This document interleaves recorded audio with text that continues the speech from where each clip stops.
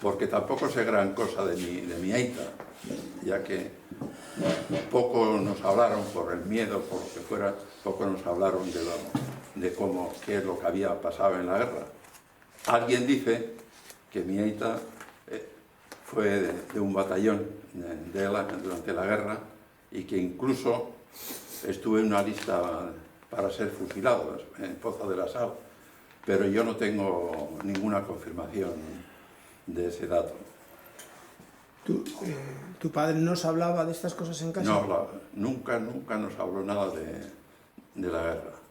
Y precisamente el miedo era tal que venía también condicionado por lo que le pasó con su primera hija, Guruchi, no Guruche, Guruchi, porque quisieron ponerle en el ayuntamiento, en el registro, el nombre de Guruche, que era el nombre de mi mamá, y el secretario del ayuntamiento se lo prohibió.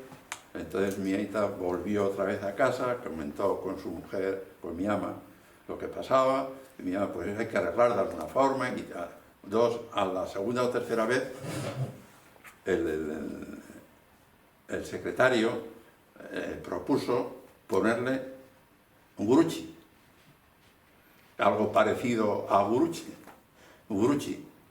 y entonces, pues mi aita, como ya se había negado 2 o 3 veces a ese nombre, pero no había otra fórmula, pues al final aceptó.